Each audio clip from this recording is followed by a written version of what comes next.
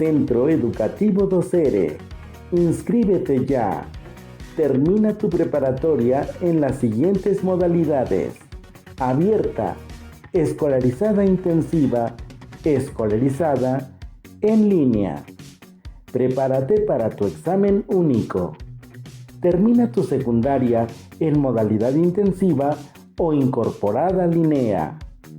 Contamos con reconocimiento y validez de la Secretaría de Educación Pública. Contáctanos al 5573 0309 52 o al 5593 4807 47. Síguenos en nuestras redes sociales. En Centro Educativo Docere, crea tu propio futuro. Hola, les saludamos con muchísimo gusto aquí en Idealmente Radio. Soy Francisco Granados, locutor y conductor del segmento Al Cuidado de tu Mente. Y en esta sección el día de hoy tenemos un programa muy interesante que se llama Las renuncias. En psicología, cuando ustedes acuden a una terapia, generalmente psicoanalítica, aunque hay de otras índoles, los psicólogos utilizamos un término que se llama renunciar. Renunciar para nosotros significa dejar atrás aquellos hábitos, aquellas conductas, pensamientos, sentimientos o afectos que están generando una afección, un trastorno emocional en una persona. Entonces nosotros establecemos cuáles son las ideas de referencia a las cuales una persona tiene que renunciar a lo largo de su vida. En esta hora nosotros vamos a estar hablando de lo que significan las renuncias y de cómo se van gestando aquellos malos hábitos, como generalmente y de manera popular son llamados en algunas partes los malos hábitos, que se generan vicios y que algunas personas sugieren que parten de la ociosidad. Es decir, una persona pues tiene malos hábitos porque no tiene nada que hacer, pero en psicología, cuando analizamos nosotros funciones como el autoconcepto, el autoestima, las relaciones objetales, es decir, cómo te relacionas con las personas de tu entorno, en qué concepto te tienen y en qué concepto te tienes, nosotros vamos estableciendo que hay ciertas ideas de referencia que tú vas almacenando en tu subconsciente o en tu inconsciente, y que, como algunos psicólogos indican que el inconsciente manda, pues entonces nosotros desafortunadamente no nos damos cuenta que estamos repitiendo aquellas palabras, o que estamos más bien actuando aquellas ideas de referencia que implementaron en nuestro interior desde cuando éramos nosotros niños. Hay un libro que les recomiendo mucho que se llama Heridas de la Infancia, que les recomiendo ampliamente que ustedes escuchen en YouTube, que ahí nos explica mucho más ampliamente lo que son las heridas emocionales, que yo personalmente llamo huellas némicas. Las huellas némicas son aquellas ideas de referencia que van quedando en el niño a partir de las relaciones que va estableciendo con las personas que están a su alrededor, y que nosotros en la terapia pues tenemos que analizar y tenemos que observar para que nos vayamos dando cuenta cómo es que nosotros vamos construyendo nuestro autoconcepto, nuestra autoestima, y cómo estas 12 pilares de la personalidad humana van a influir en el modo y la forma en cómo nosotros vamos a establecer las relaciones con los demás. Por ejemplo, si a una persona le repitieron constantemente que era una inútil, que no servía para nada, que no era deseado, y constantemente le reafirman, por ejemplo, el rechazo, pues puede generar una personalidad dependiente, y esta personalidad dependiente le hace recibir lo que sea. Es decir, con tal de que alguien me quiera, pues yo voy a recibir lo que sea o a quien sea, y voy a aprovechar o voy a demandar constantemente muestras de afecto con tal de que yo me sienta querido, me sienta amado por las personas. Eso parte de una huella anémica, es decir, de aquello que le hicieron sentir o pensar de sí mismo a la persona, y entonces como la persona nunca lo ha trabajado, pues obviamente nunca se ha dado cuenta que esto es lo que está influyendo en sus relaciones, más bien, en sus relaciones humanas. Y entonces vamos a ir estableciendo nosotros cómo vamos trabajando las situaciones de la renuncia. Vamos a comenzar por decir que una renuncia es aquella situación que tú tienes que dejar atrás, que tienes que trabajar y tienes que superar en un proceso terapéutico. Es una cosa que evidentemente tú tienes que dejar de hacer para tu propio bien, y entonces si tú lo dejas de hacer, obviamente esto va a favorecer tu salud mental. Entonces, una renuncia es dejar de hacer un hábito que mentalmente está afectándote o emocionalmente está generándote un trastorno, ¿sí? Por eso nosotros dimos al principio esta pequeña explicación de cómo se van construyendo las ideas de referencia. Las ideas de referencia parten en el niño a partir de los 4 años y medio a los 6 años, que es cuando ya entra el niño en una etapa racional. Entre los 4 años y medio y los 6, el niño tiene por referencia únicamente a sus padres, porque no puede establecer relaciones sociales con las demás personas debido a que es muy pequeño. Y entonces se da una situación que los psicólogos llaman un super yo externo.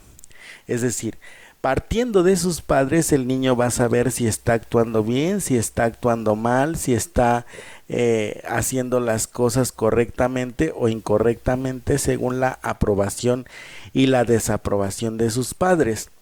Si los padres con el niño son lo suficientemente amorosos y tolerantes, entonces el niño va a tener, digamos que una imagen condescendiente y tolerante de sí mismo.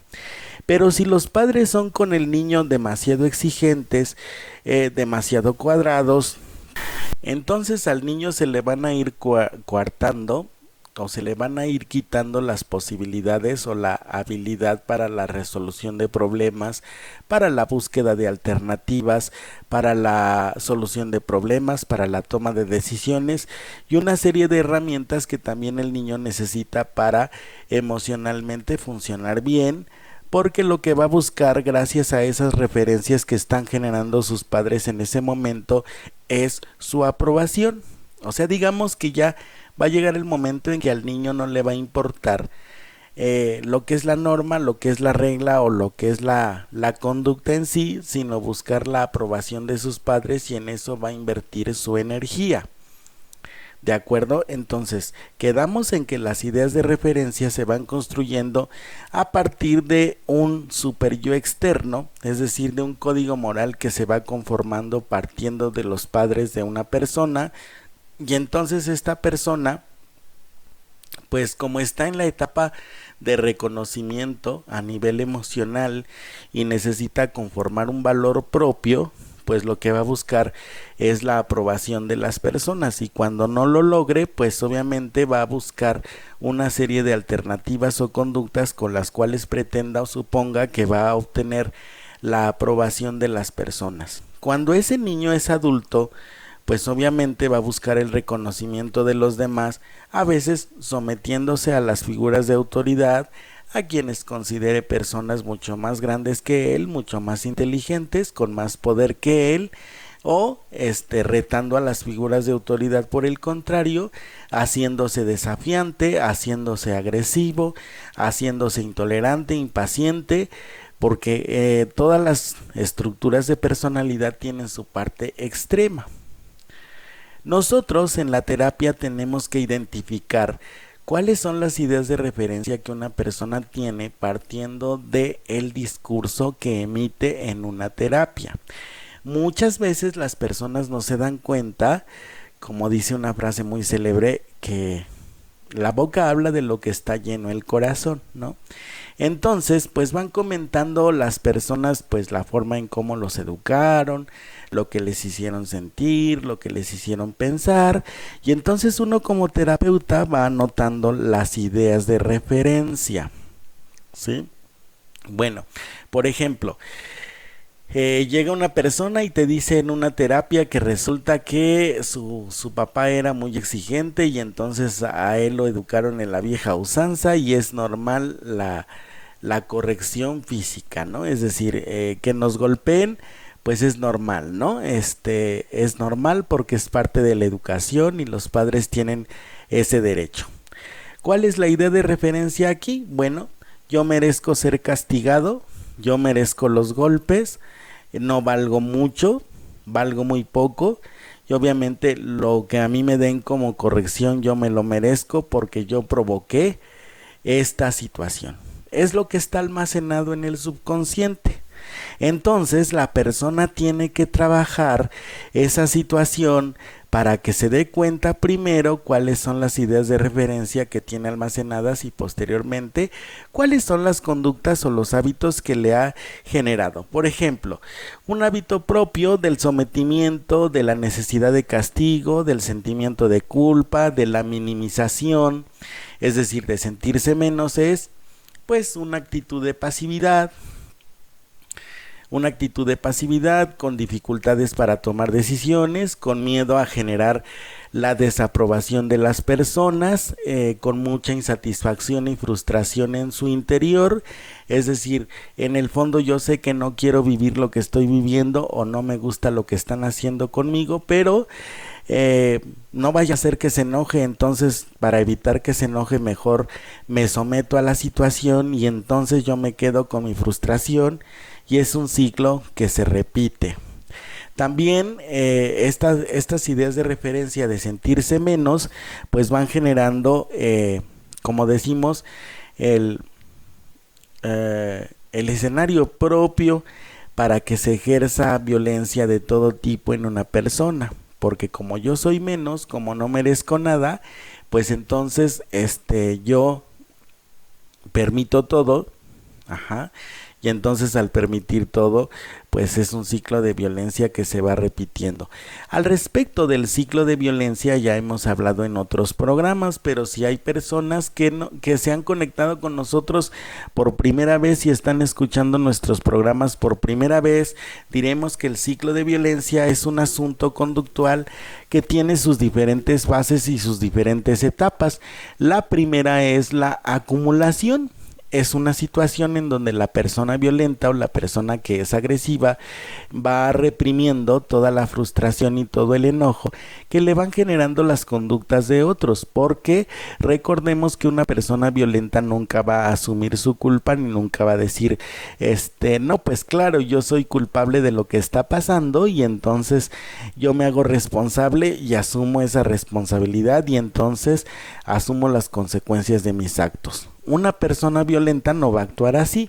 Por el contrario, siempre va a buscar a una persona que tenga baja autoestima, que se sienta menos, que tenga necesidad de afecto, necesidad de cariño, necesidad de reconocimiento, de pertenencia, de identidad, de lo que sea, para engancharse. Porque recordemos que hay personas que pues nosotros podemos verlas muy independientes, pero como nunca han identificado, se dice así, sus necesidades de afecto ni se han hecho cargo de ellas emocionalmente, pues llega cualquier pelajustán y las engancha y entonces les hace sentir que son las mejores princesas o príncipes y pues caemos en el ciclo de la violencia. Entonces decimos, la primera fase es la acumulación, en donde la persona va reprimiendo toda su frustración, todo el enojo que la conducta de la otra persona le va generando, porque recordemos que la responsable es la víctima, no el agresor.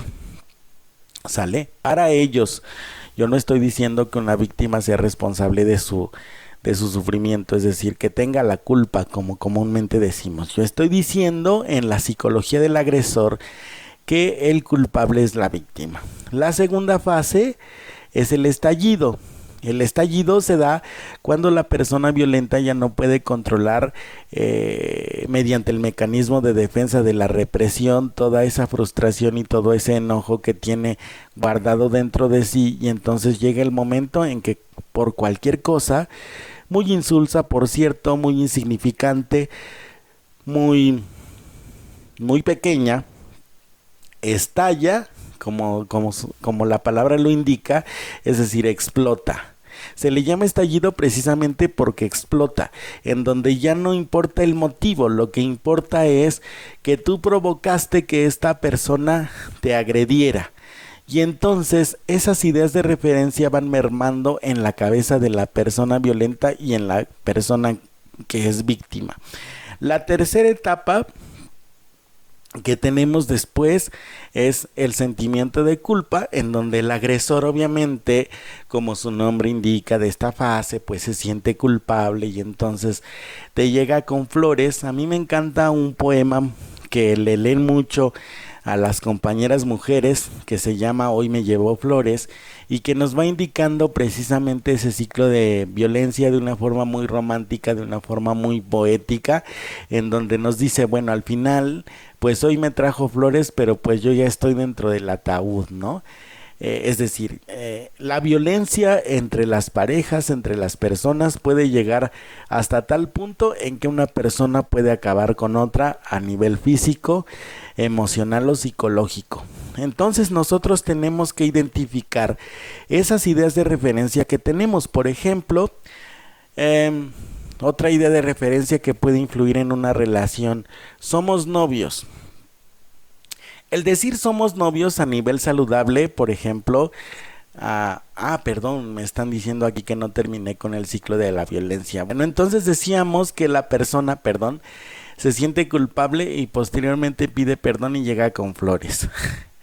Llega con flores y pues obviamente la persona, por necesidad de cariño, lo perdona, y al perdonarlo pues viene otra fase que se llama luna de miel, donde hay un aparente cambio, donde surgen infinidad de promesas. Es decir, no te preocupes, eres el amor de mi vida, ya voy a cambiar, te pido perdón, no va a volver a suceder, etcétera, etcétera.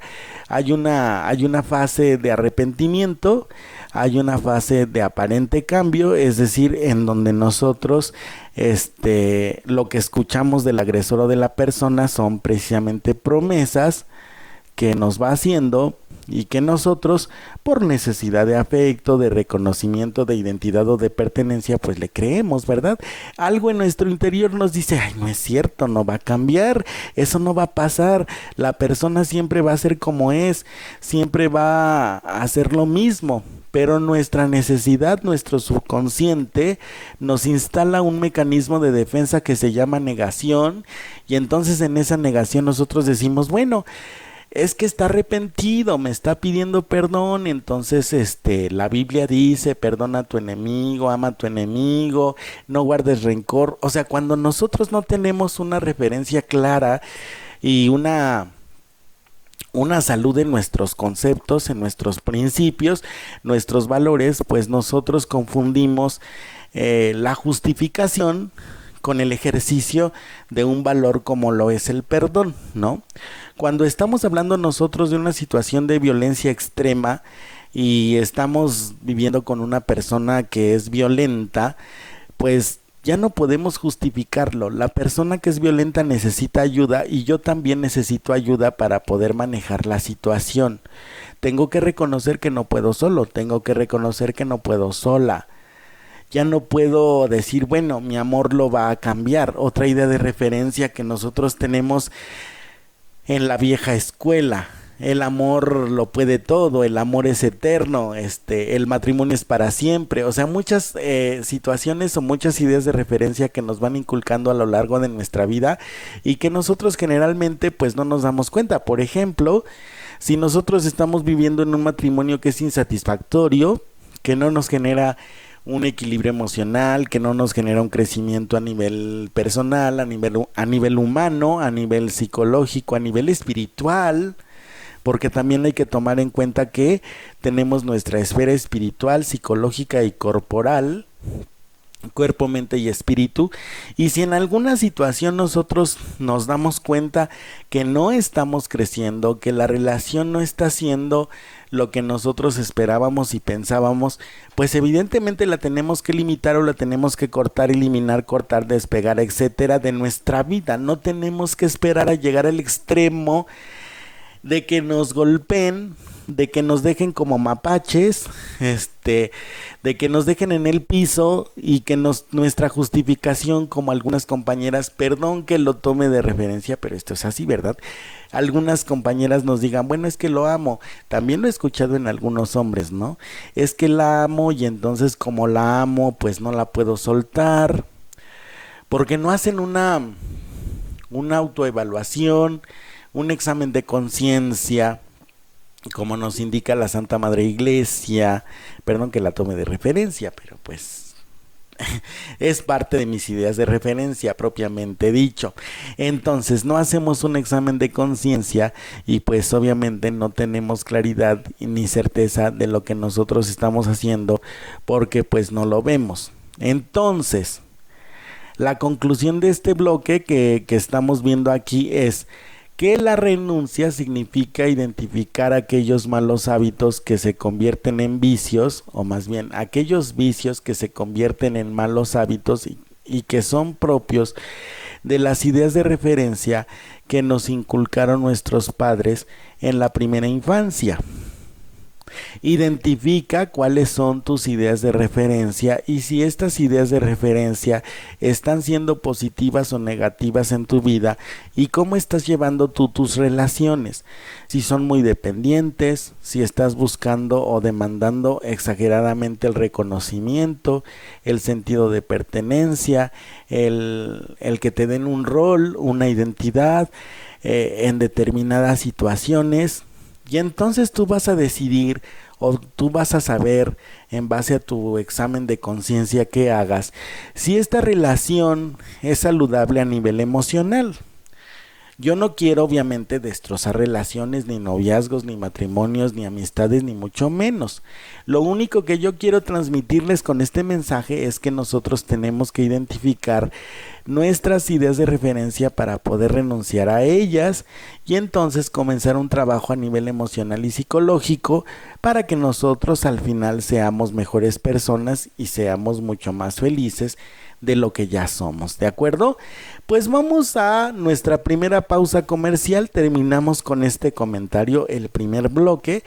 Vamos a nuestra primera pausa comercial y regresamos para continuar con nuestro tema de hoy, que se llama las renuncias. ¿A qué tienes que renunciar partiendo de tus ideas de referencia? Y regresamos. Les agradecemos muchísimo que nos estén escuchando hasta este momento. Soy Francisco Granados, locutor y conductor del segmento Al cuidado de tu mente. Estoy hablando muy rápido. Al cuidado de tu mente. Vamos a la pausa y volvemos.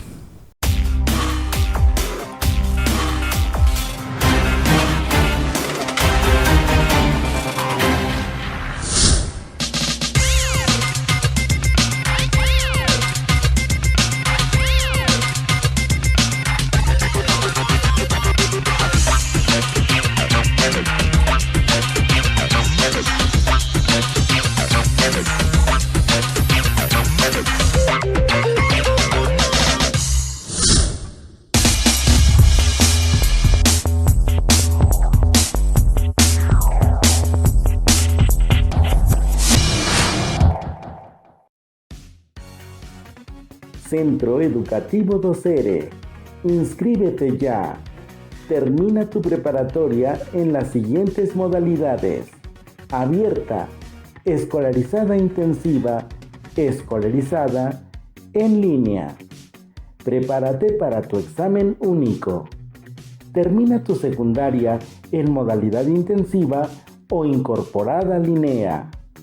Contamos con reconocimiento y validez de la Secretaría de Educación Pública.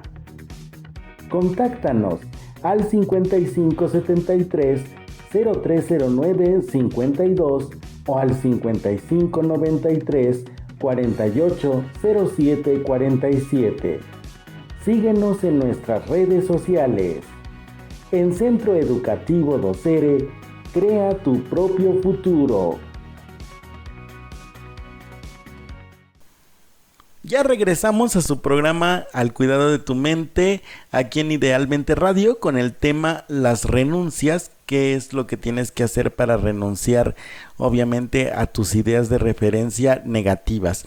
En el bloque anterior estuvimos hablando de algunas ideas de referencia, de lo que significan las renuncias y de cuál es el sentido que los terapeutas le dan a este término que se utiliza en terapia para modificar los hábitos y generar conductas nuevas. Estábamos hablando en el bloque anterior de que las ideas de referencia se van gestando sobre todo en la etapa en que los niños tienen que tomar obviamente como base los consejos, las sugerencias, las amonestaciones de sus padres, sobre todo entre los 4 años y medio y los 6 años, que es cuando nosotros encontramos la racionalidad, es decir, a partir de los 6 años nosotros ya tenemos, por así decirlo, un yo más constituido y más racional, y esto hace que nosotros tengamos pues mucho más elementos de juicio.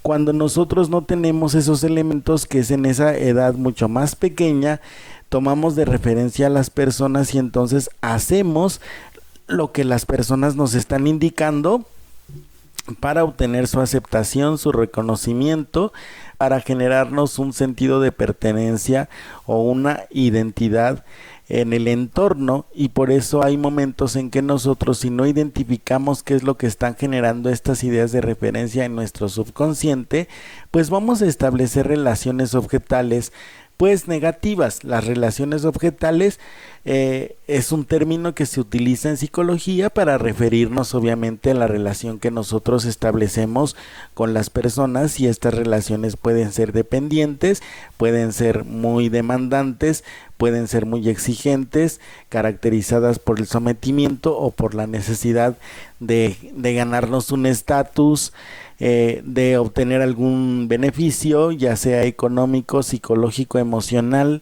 o alguna situación incluso hasta física, ¿no? Entonces, nosotros en este bloque, ¿de qué vamos a hablar? Ya vamos a hablar nosotros de un aspecto muy importante, que es la situación de cómo la persona reacciona de manera infantil.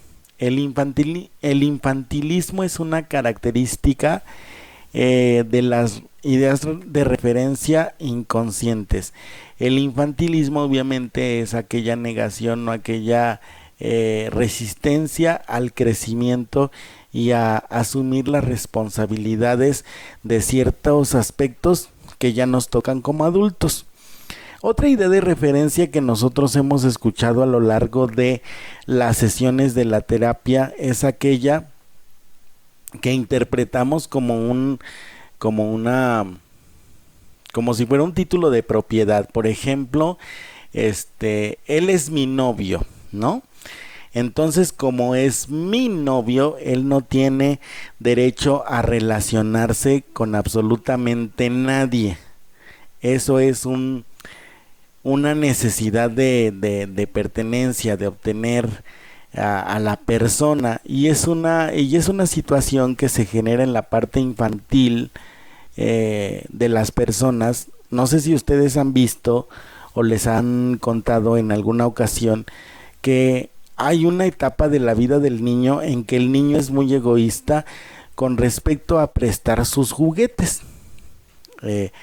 Yo no quiero comparar obviamente a las personas con los juguetes, pero generalmente las personas aquellas que se ponen muy celosas, que son muy renuentes, que son muy inseguras o muy demandantes, en el sentido de, bueno, vamos a una fiesta y entonces el novio, la novia o la persona se pone a convivir con otras, y entonces a mí ya me está generando una situación de inseguridad. Esto es un término que ya se utiliza de manera coloquial, ¿no? Si tú te pones celoso, te pones celosa por tu novio, tu novia, entonces quiere decir que tú eres una persona insegura.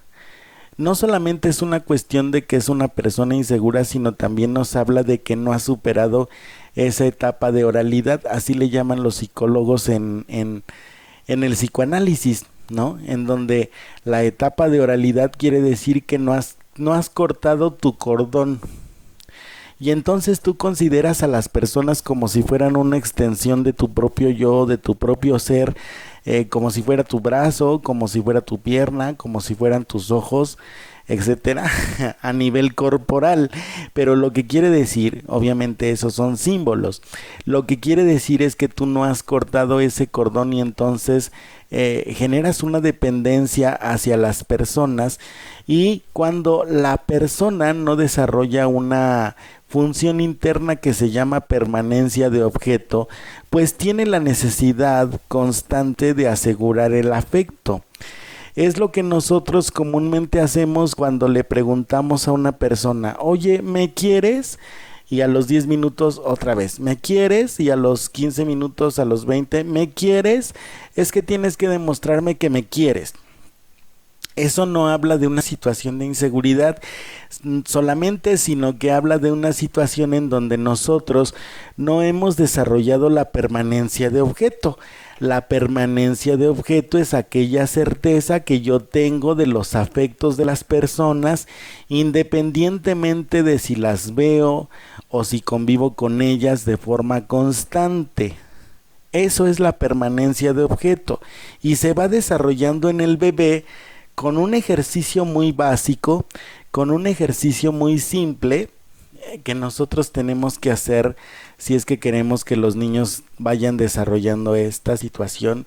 Por ejemplo, cuando la mamá pues se va a la cocina y deja al niño cerquita de ella, no sé, en la barra de la cocina, ves que hay unas casas ahí que tienen una como especie de barra, ahí pueden poner al niño en una pequeña cunita. Pero mientras la mamá está cocinando, la mamá le está hablando al niño y le está dando palabras bonitas y ay, mi amor, qué bueno que estás aquí, y mira, estás bien bonito y que no sé qué, todo ese tipo de cosas. Lo que hace en el niño es generar un sentimiento de aceptación, y además del sentimiento de aceptación le va generando la seguridad en el afecto. Va desarrollándose un proceso que se llama introyección. No me acordaba del término, qué bueno que me acordé. Se llama introyección. Introyectar quiere decir hacer propio un afecto de una persona. Entonces, cuando el niño introyecta, quiere decir que hace propio el afecto de su mamá. Y entonces, conforme va creciendo, ya no va a necesitar reafirmarlo como en otras ocasiones o como en otros momentos, como cuando es pequeño. Pues, cuando la persona no ha superado esa situación, pues entonces se hace muy demandante. Por ejemplo, en el caso de las personas dependientes, su idea de referencia es que tiene que asegurar el afecto de la persona que quiere, y entonces una forma de asegurar el afecto de la persona que quiere, pues es preguntarle de manera constante, obviamente si lo acepta, si lo quiere, si piensa en él o piensa en ella, etcétera. Y una característica violenta es que tú al ser mi novio, al ser mi novia, pues prácticamente tú eres de mi propiedad.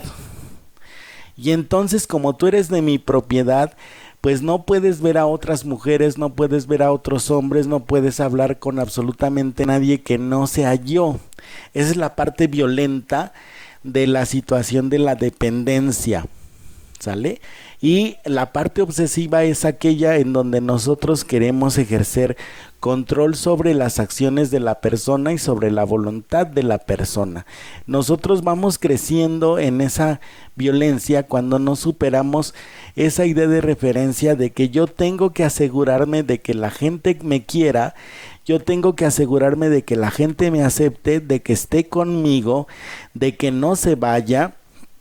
Y estas ideas de referencia lo que van generando es una situación de ansiedad, es decir, cuando la persona se va, como yo no tengo permanencia de objeto, cuando la persona se va, hagan de cuenta que es como si yo la perdiera de vista, ya no la veo. Y entonces al perder de vista a la persona, pues obviamente también pierdo su afecto. Es como si yo me quedara vacío y eso es lo que me genera mucha ansiedad, lo que me genera mucha angustia y eso es lo que también va generando un asunto que se llama celotipia. La celotipia es un trastorno psicológico, obviamente, en donde pues los celos hacia la persona son desmedidos y además infundados, parten de mi fantasía, es que ya lo volteó a ver y seguramente ya se lo está comiendo con la mirada, ¿no? Es que ya seguramente andan juntos, seguramente ya tienen una relación, seguramente me están engañando y entonces mi subconsciente va creándome pues todas estas fantasías que van mermando en mis relaciones con las personas. Esto ocurre, llámese entre hermanos, entre amigos, entre novios, parejas, entre compañeros de trabajo, etcétera, que nosotros pues establecemos como una especie de competencia, se va generando una situación de envidia, una situación de recelo. No solamente es exclusivo en la pareja, aunque en la pareja es donde pues más se conocen estas características, ¿no? Al decir es mío de forma literal, ¿sí? No es una situación en donde tú estás jugando un rol, no es una situación en donde tú sepas cuál es tu sitio, o sea, ¿cuál es tu sitio? Pues tu sitio es, por ejemplo, si él tiene su padre, tiene su madre y tiene 5 hermanos después de él, entonces viene su padre, su madre, él, los 5 hermanos, y luego vienes tú. Si él quiere ponerte en ese sitio, vienes tú y luego vienen los amigos y luego vienen los conocidos y luego vienen los vecinos y luego viene la comunidad, el resto de la comunidad. Ese es el orden sano. Con esto que quiero decir, que no por el hecho de que tú tengas una relación con una persona, signifique que tú seas el centro de su mundo. Ajá. Eso es una actitud ególatra. Pretender, suponer, imaginar o querer que una persona renuncie a todo por ti porque según tú eso es amor. A mí eso me da muchísima risa porque ni siquiera es romántico. Yo siempre les pregunto a las personas 2 cosas muy importantes para mí. Primero, ¿qué es el amor para ti? Y segundo, ¿para qué quieres novio o para qué quieres novia? Porque se supone que cuando tú estás con una persona, cuando tú estás con alguien, pues debes de tener puntos de vista semejantes y puntos de vista en común para poder establecer una relación.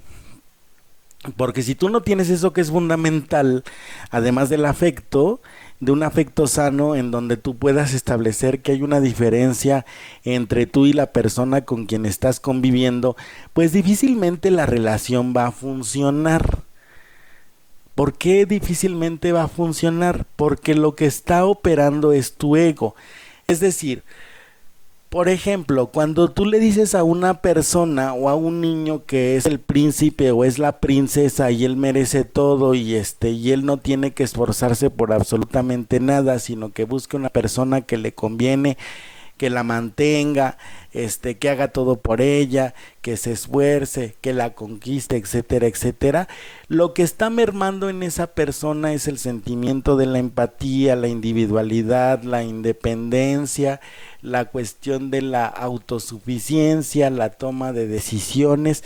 Es decir, nosotros pues prácticamente estamos haciendo que los niños se pongan en una especie de trono y pretendemos que a ellos les llegue todo, así como tú eres la princesa, entonces tú tienes que buscar a tu príncipe, y la niña crece pensando que en algún momento de su vida va a encontrar a su príncipe azul. ¿Y qué es lo que pasa cuando no lo encuentra? Pues que le genera mucho enojo, mucha frustración hacia aquellas personas que le dijeron en algún momento de su vida que iba a encontrar a su príncipe azul, y cuando no lo encuentra, pues se siente frustrada, se siente abandonada y se siente fracasada, ¿no? Entonces, por favor, tenemos que ir renunciando a esas frasecitas románticas que nos venden en las telenovelas y en los medios de comunicación y en las redes sociales, en donde, ay, pues yo tengo a mi princesa, ay, es que yo tengo a mi príncipe, Ay, es que yo tengo a mi reycito, porque de acuerdo a lo que nosotros tenemos en nuestro subconsciente es como nosotros vamos a actuar. Por ejemplo, otra idea de referencia que está mermando en las relaciones entre padres e hijos es aquella de yo no voy a permitir que mi hijo sufra lo que yo sufrí, ni voy a permitir que mi hijo carezca de lo que yo no tuve, ¿no? Entonces, ¿qué es lo que pasa? No sé si han visto ustedes un meme en donde el niño está en una especie de trono y los papás pues le están rendiendo pleitesía. Rendir pleitesía, ¿qué quiere decir? Bueno, pues obviamente hacer todo lo que el niño nos diga, porque nosotros ya perdimos lo que es la referencia de autoridad.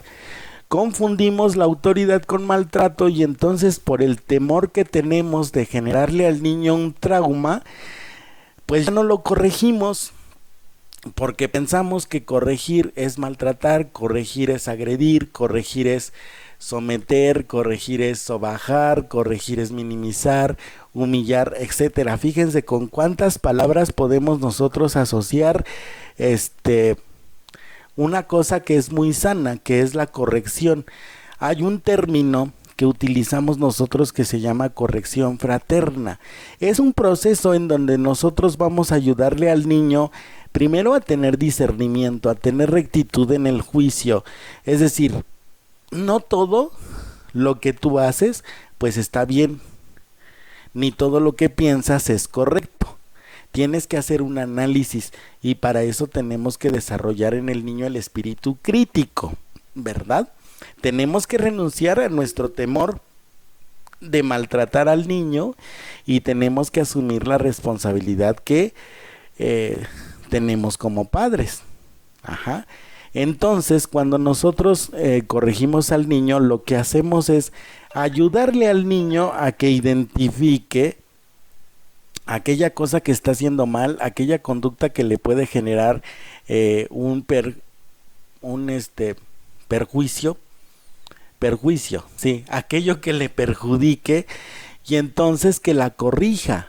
Pero no es generarle un sentimiento de culpa ni tampoco es maltratarlo, sino es fortalecer su capacidad de juicio, que él aprenda a distinguir y entonces sepa cómo corregir sus errores y también pueda asumir la responsabilidad de esos errores, pidiendo una disculpa como se hacía antes. ¿De acuerdo? ¿Sabes qué? Le faltaste al respeto a tu abuelito o a tu abuelita, entonces tienes que ir, corregir tu error y pedirle una disculpa. Eso es lo que se tendría que hacer. Pero como ahora los padres, las generaciones de padres modernos de hoy, no tienen esos conceptos claros, es decir, que el niño tiene que pedir perdón, que el niño tiene que corregir su mala conducta, que el niño tiene que modificar sus malos hábitos, que el niño tiene que formar su carácter, que no tiene que hacer rabietas, no tiene que ser berrinchudo, etcétera, etcétera. No tiene esas ideas de referencia, pues obviamente no puede hacerlo correctamente. Y por eso los niños terminan con nosotros, con los psicólogos, ¿no? Lo traen porque pues supuestamente el niño es hiperactivo, lo traen porque el niño no tiene límites, lo traen porque el niño no duerme, lo traen porque el niño se orina, lo traen porque el niño es agresivo, es intolerante, no tiene paciencia, no tiene tolerancia a la frustración. Pero todo eso no lo tiene el niño porque el papá o la mamá en cuestión pues no desarrolla en él esa herramienta.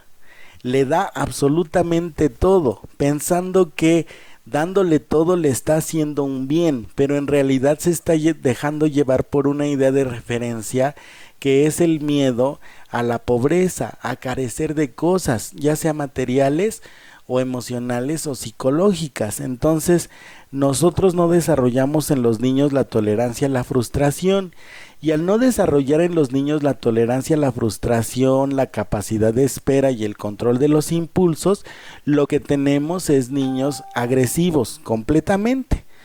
Y obviamente si nosotros no trabajamos en ellos una herramienta que se llama constancia de realidad, lo que vamos a hacer obviamente es tener o niños psicópatas o niños sociópatas o niños intolerantes, impacientes y agresivos. Por eso es que nuestro tejido social en estos momentos pues está muy fragmentado, porque ya no existe quien asuma responsabilidades. El concepto que tenemos nosotros de responsabilidad pues es igual a sometimiento, y entonces como yo no estoy dispuesto a someterme ni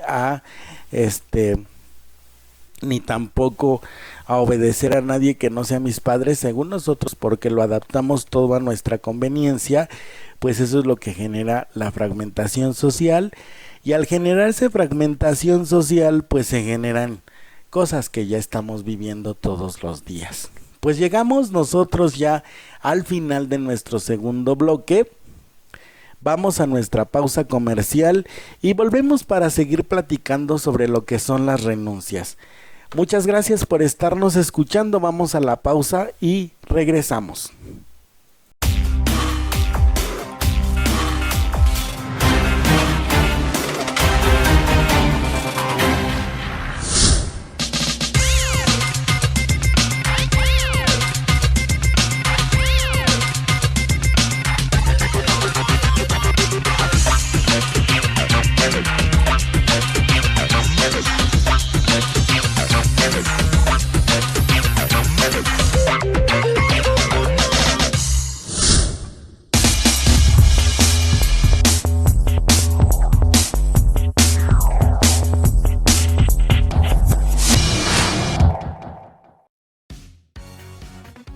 Centro Educativo Docere.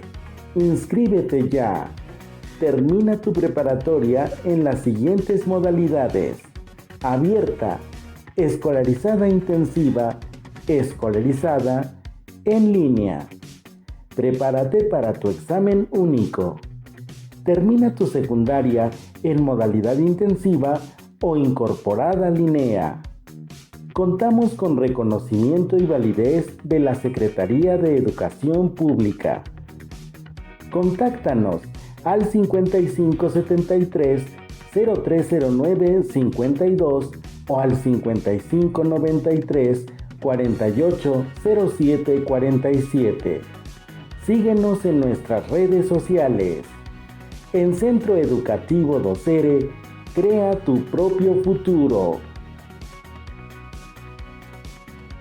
Regresamos ya a la última etapa de nuestro programa, el último bloque de nuestro programa Renuncia, aquí en Idealmente Radio, en su sección Al Cuidado de tu Mente. Francisco Granados, locutor y conductor del segmento. Y en el bloque pasado estábamos hablando nosotros de dos ideas de referencia muy importantes. La primera, pues obviamente que nosotros asumimos a las personas como si fueran objetos y fueran parte de nuestra propiedad, fueran de nuestra propiedad. Entonces, como nosotros no hemos superado esa dependencia o ese cordón umbilical que tenemos, vemos a las personas como si fueran una extensión de nosotros mismos, y por eso es que nosotros muchas veces y en muchas ocasiones les pedimos o les prohibimos que interactúen con otras personas. También vimos en esa sección la cuestión de la exigencia, la búsqueda del reconocimiento, la situación de la dependencia que se va generando en algunas personas con el fin de buscar la aceptación y el reconocimiento de las otras. Hablábamos también de que nosotros pues tenemos que renunciar a ciertos conceptos que están mal entendidos en el asunto de nuestro rol de padres, como la cuestión de la privacidad de ciertos bienes materiales que ejercemos sobre los niños, y que es necesario que nosotros desarrollemos la tolerancia a la frustración, la capacidad de espera y el control de los impulsos en los pequeños para evitarnos conflictos, porque tenemos que ayudarle a los niños a superar la parte ególatra de su persona. Es lo que nosotros estábamos hablando en la sección pasada de nuestro programa, y en esta sección pues vamos a hablar de una situación que también tenemos nosotros que renunciar, que es el hecho de la desconfianza. Por ejemplo, en una relación donde nosotros supuestamente, aparentemente tenemos confianza hacia las otras personas, pero resulta que tenemos que estar verificando cierta información e invadiendo su privacidad, hablando propiamente de la revisión de los celulares, el uso de la tecnología, la cuestión del internet, que también nosotros tenemos que renunciar a ese hábito porque nos genera mucho daño emocional. Por ejemplo, esta situación de andar revisando a los celulares de las personas e invadiendo la privacidad de las mismas se debe a que nosotros asumimos como una muestra de confianza el hecho de que me muestre precisamente lo que guarda en su dispositivo.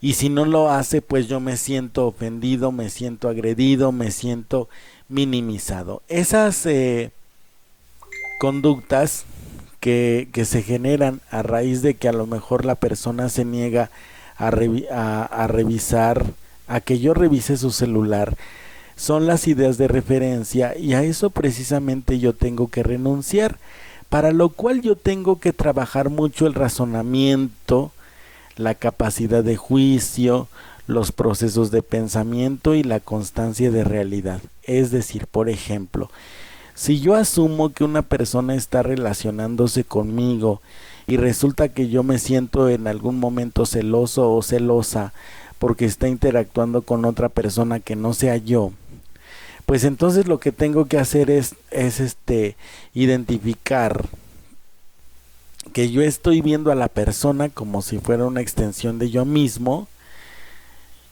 y que no es así. O sea, las personas no me pertenecen porque las personas no son objetos.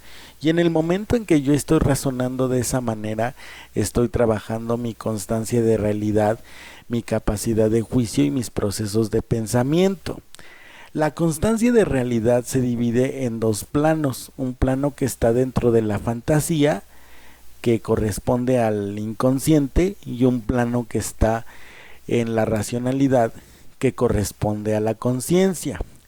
Las personas que asumen que por el hecho de que estén jugando con nosotros un rol, es decir, que estén cumpliendo con nosotros una función, una misión o un rol en nuestra vida, por ejemplo, los novios, los amigos, los hermanos, los padres o los hijos incluso, y que por el hecho de que, bueno, yo soy su mamá y entonces como su mamá pues tengo que decirle qué es lo que le conviene o no le conviene a mi hijo de 40 años, pues como que ya estás un poquito desfasada, ¿verdad?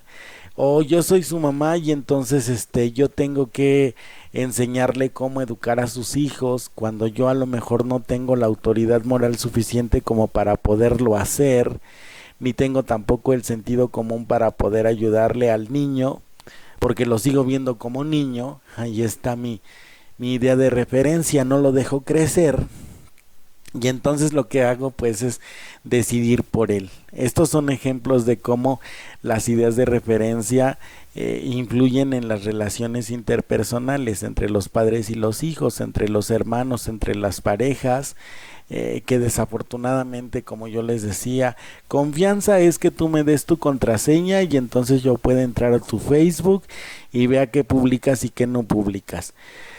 ¿De qué nos está hablando esa tendencia a estar revisando las redes sociales de la otra persona y a no dimensionar que las redes sociales fueron creadas para el entretenimiento, el uso de información y la difusión precisamente de la información? Nos está hablando de que nosotros no tenemos, para empezar, claro, el concepto de la confianza. La confianza es la certeza de que yo ocupo un lugar importante en la vida de la persona, y la confianza es la certeza de que yo no tengo que asegurar ese lugar ni tengo que hacer nada precisamente para asegurarme ese sitio que la misma persona me da.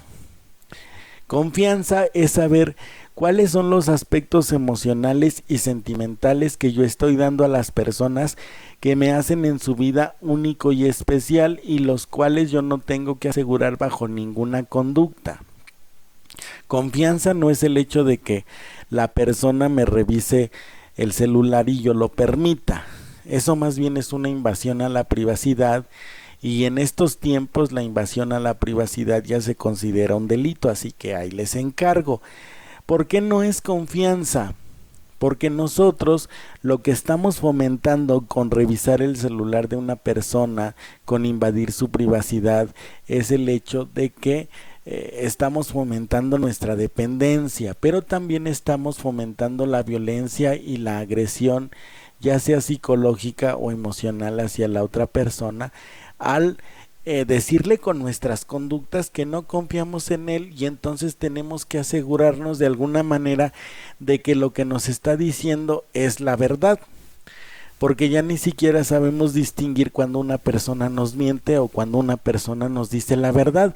Entonces nosotros tenemos que trabajar esas funciones que son importantes. Primero, constancia de realidad, lo que me va a ayudar a ubicarme en cuanto al rol que me corresponde, ya sea como novio, como novia, como hijo, como hija, como madre o padre, o como hermano y hermana, ¿sale? Eso es lo que me va a dar mi constancia de realidad. Segundo, me va a dar también control de los impulsos. Tengo que trabajar control de los impulsos para saber que yo como persona, independientemente del rol que juegue con los otros, o sea, el rol que ocupe o el rol que haga, tengo mis límites. No por el hecho de ser su mamá, no por el hecho de ser su pareja, no por el hecho de ser su hermano, su hermana, su amigo o su amiga, signifique que yo tenga todo el derecho de involucrarme en la vida y de opinar sobre la vida de las demás personas, a menos que sí nos genere un conflicto importante y sobre todo esté en riesgo nuestra integridad física, psicológica o emocional. En ese momento sí tengo el derecho de intervenir. Pero si son decisiones en donde yo no tengo absolutamente nada que ver, pues no tengo nada que hacer, ¿verdad? Entonces esos son los límites que yo tengo que respetar. Otra función importante que tengo que trabajar es mi capacidad de juicio. Entender que no todo lo que pienso es cierto, ni todo lo que siento es correcto, ni todo lo que pienso es correcto. Estamos en una generación en donde, pues, ya todas las decisiones y todas las alternativas y todas las dinámicas interpersonales se guían por los sentimientos o por las emociones. ¿Sí? Yo necesito una pareja que me haga sentir bonita, que me haga sentir especial, que me haga sentir querido, que me haga sentir aceptado, que me impulse, que me apoye. O sea, no nos hemos dado cuenta nosotros que estamos ante una sociedad que desafortunadamente tiene muchos vacíos emocionales hasta el día de hoy, y desafortunadamente no ha trabajado ni su permanencia de objeto ni su constancia de realidad, y supone que interactuar con otras personas es hacer que las otras personas se hagan responsables de nosotros mismos y satisfagan necesidades de las que yo me tengo que hacer cargo por naturaleza. Es decir, si yo tengo problemas de autoestima, no tengo que buscarme una pareja para que me resuelva esos problemas de autoestima. Lo que tengo que hacer es buscar a un terapeuta que me ayude a superar esos problemas emocionales y punto. No necesito una pareja para darme cuenta quizá que yo estoy luchando contra mi propio temperamento. Lo que necesito es buscar ayuda profesional que me ayude a dominar ese temperamento y a tener un autocontrol y a manejar mi control de impulsos, mi tolerancia a la frustración, mi capacidad de espera. Es decir, necesito reconocer para poder renunciar a las conductas que me están generando conflicto con las personas, y entonces de esta manera yo pueda ser feliz. Para ser feliz no necesito ni novio, ni novia, ni hermano, ni hermana, ni padre, ni madre. Me necesito a mí mismo. Entonces yo tengo que preguntarme constantemente de qué manera estoy. Por eso yo les decía en el bloque anterior que teníamos que hacer nosotros nuestro examen de conciencia. ¿Cómo estoy emocionalmente de tal manera que yo pueda identificar cuáles son mis ideas de referencia al respecto de la familia, de la pareja, de la religión, de las personas, de la amistad, o sea, de situaciones que nosotros vivimos a nivel de sociedad y que pues por esas ideas de referencia, como por ejemplo, el matrimonio es para siempre, el matrimonio es tu cruz, tienes que soportar al marido, tienes que aguantar infidelidades, esas son ideas de referencia que influyen en nuestras relaciones, por ejemplo, y hacen que nosotros establezcamos relaciones obviamente enfermizas. Hay una palabra que se ha hecho muy popular en estos días que es toxicidad. O sea, estamos nosotros viviendo relaciones tóxicas. ¿Por qué razón estamos viviendo relaciones tóxicas? Porque obviamente no nos nutren ni emocional ni psicológicamente, sino que nos roban la energía. Pero eso no es lo peor, sino que lo peor es que nosotros lo sepamos, tengamos conciencia de que estamos en una relación enfermiza que no nos nutre, sino que al contrario nos golpea, nos maltrata, nos agrede, nos humilla esa relación, y sin embargo sigamos ahí, y que nosotros nos justifiquemos porque no nos estamos dando cuenta que no estamos utilizando los mecanismos de defensa correctos y no nos estamos dando cuenta de cuál es mi necesidad emocional, que es la que está operando en ese sentido, y entonces en la medida en que está operando esa necesidad emocional, lo que hace es que yo me someta y soporte una situación que no me está dejando satisfecho afectivamente, y ese es el punto, que muchas personas desafortunadamente saben y conocen al respecto de sus relaciones sentimentales o emocionales y no hacen nada por modificarlo. ¿Por qué? Porque tenemos hábitos de dependencia, tenemos hábitos de baja autoestima, es decir, nosotros mismos a veces decimos, bueno, pues más vale malo por conocido que bueno por conocer, y aunque sea borracho entonces me quedo con él, porque entonces yo qué voy a hacer sola con 4 hijos y pobrecita de mí, o sea, la victimización, y entonces le huimos a la disciplina, le huimos a la responsabilidad, y no estoy listo yo para ser padre, pero sí estás listo para engendrar hijos, y es una contradicción muy fuerte y muy grande que tenemos nosotros a veces como hombres. Digo, no me incluyo en esa estadística, gracias a Dios, pero sí he escuchado a muchos hombres que se justifican diciendo que bueno, abandonan a sus hijos porque no están listos para la paternidad, pero sí estuvieron más que listísimos para engendrar a los hijos, ¿verdad? Y ahí sí no dijeron, no estoy listo, espérate,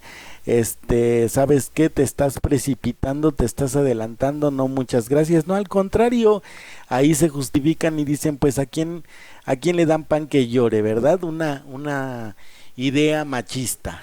Entonces nosotros tenemos que trabajar esos aspectos en nuestra vida, la situación de la constancia de realidad, los procesos de pensamiento, saber que nosotros no podemos vivir en la fantasía, que tenemos que renunciar a ser príncipes o a ser princesas.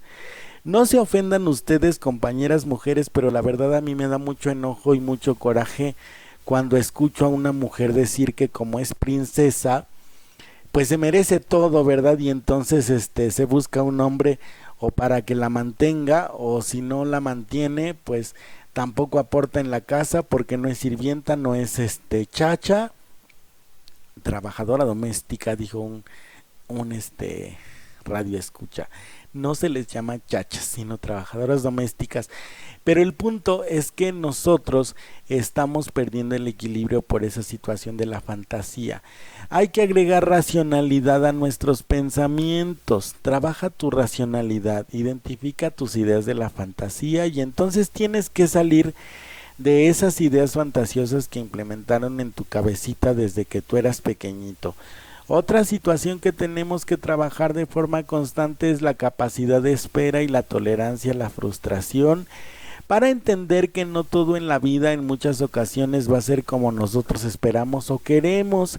Eso también en muchas ocasiones genera situaciones violentas y de agresividad en las relaciones humanas, porque nosotros no renunciamos a la expectativa de que, bueno, como somos príncipes o princesas y lo merecemos todo, y entonces no nos conformamos con lo que tenemos porque pues ni siquiera lo valoramos. Lo que hacemos entonces es exigirle al otro, buscar que el otro se haga cargo de nuestras necesidades, y no aportamos nosotros absolutamente nada para que la expectativa que tenemos nosotros se logre, es decir, no nos comprometemos. En este aspecto de la situación del compromiso, no es que la persona tenga miedo al compromiso, como en ocasiones se justifica el hecho de que pues las relaciones humanas ya no funcionan el día de hoy. No es por falta de compromiso únicamente que las relaciones humanas no funcionan, sino es porque nosotros generalmente no trabajamos los aspectos emocionales o sentimentales que traemos, y entonces en muchas ocasiones tomamos a las personas como si fueran tablas de salvación, y entonces le damos a las personas pues la responsabilidad de salvarnos, de sacarnos de nuestra mediocridad, de sacarnos de nuestra baja autoestima, de sacarnos de nuestra necesidad de una figura paterna o materna, de sacarnos de nuestros problemas económicos o sociales, cuando son aspectos de los cuales nosotros pues obviamente nos tenemos que hacer cargo. Entonces tendríamos que renunciar. Si nosotros decimos que nos vamos a hacer cargo de todas esas cuestiones, tendríamos que renunciar a utilizar el mecanismo de defensa que se llama victimización, es decir, darme cuenta que yo no soy víctima. Yo no soy víctima en algunas ocasiones, por lo menos cuando yo estoy consciente de lo que está sucediendo y permito que sucedan estas cosas. Por ejemplo, cuando la mujer pues está permitiendo agresión de su pareja y no la denuncia, pues es corresponsable de esa agresión. Me dirán, en este caso si es víctima, ciertamente, pero cuando tú ya te das cuenta que algo está mal, entonces desde mi punto de vista, y lo reitero de esta manera, desde mi punto de vista, dejas de ser víctima y te haces corresponsable de la situación. Entonces, para arreglar el problema, tú tendrías que asumir la responsabilidad que te toca el hecho de que tu pareja te agreda. Es decir, bueno, si no te gusta que te agreda, pues tú tienes que decir qué hago aquí. No puedes tú justificar tu permanencia en una relación que no te nutre emocionalmente diciendo es que lo amo, o es que tengo miedo de quedarme solo o quedarme sola, es que no sé qué hacer, porque se supone que tú te tienes que comportar como adulto. Eso es lo que tú tienes que hacer, y una persona que se comporta como adulta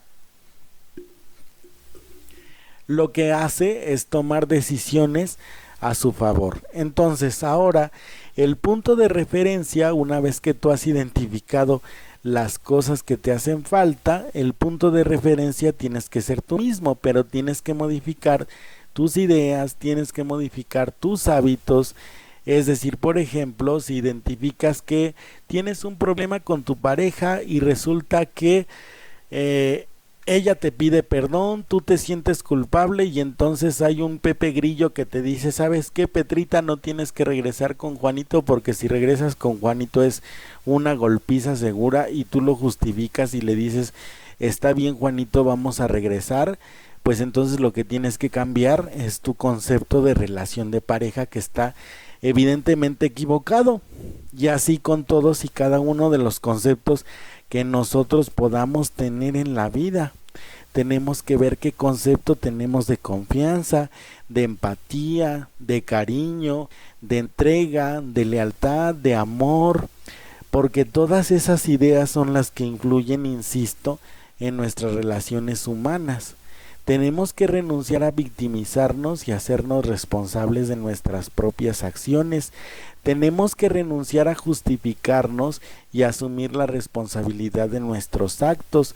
Tenemos que renunciar a la búsqueda de personas que llenen nuestros huecos emocionales y hacernos cargo de ellos, por nosotros mismos. Para eso están los profesionales en la salud mental. Y se les llama profesionales en la salud mental porque conocen la dinámica y los movimientos internos que generalmente una persona desconoce.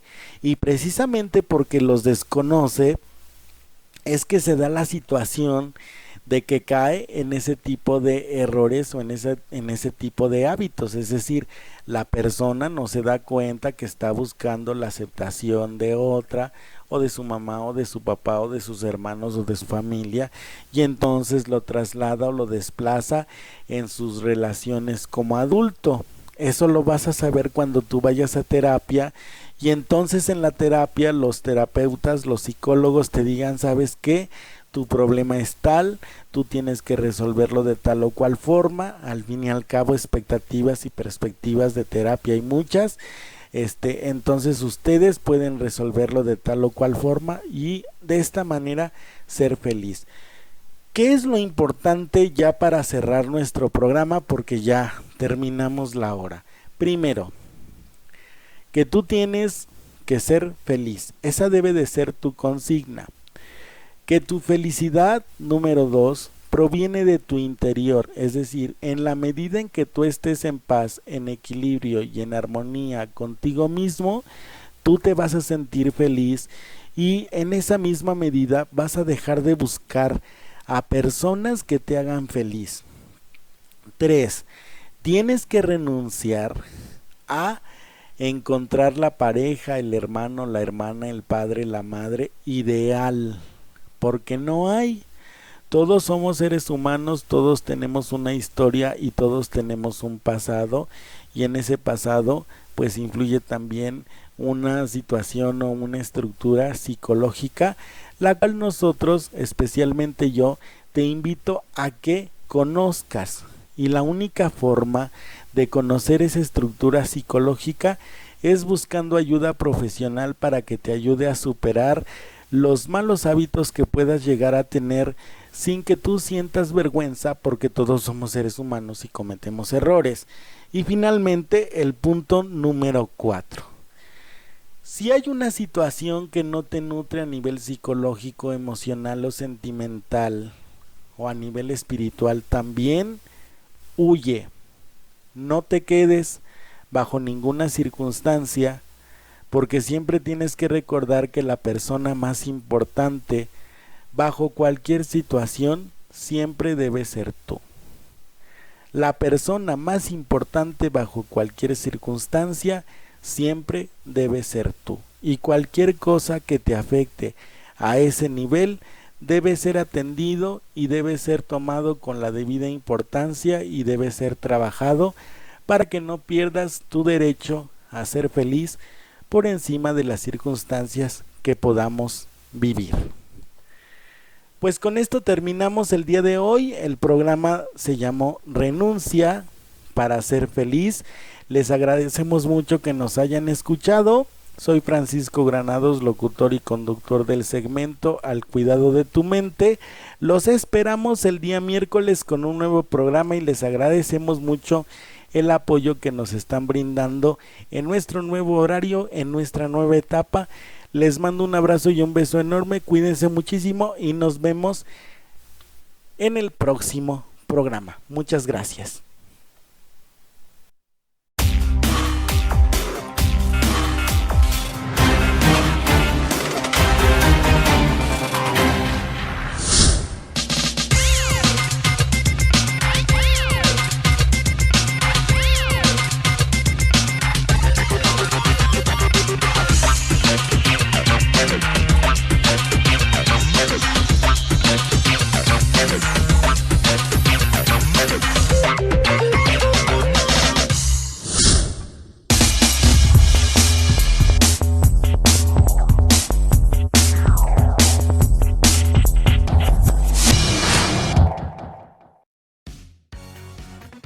Centro Educativo Docere. Inscríbete ya. Termina tu preparatoria en las siguientes modalidades: abierta, escolarizada intensiva, escolarizada, en línea. Prepárate para tu examen único. Termina tu secundaria en modalidad intensiva o incorporada línea. Contamos con reconocimiento y validez de la Secretaría de Educación Pública. Contáctanos al 5573 0309 52 o al 5593 4807 47. Síguenos en nuestras redes sociales. En Centro Educativo Docere, crea tu propio futuro.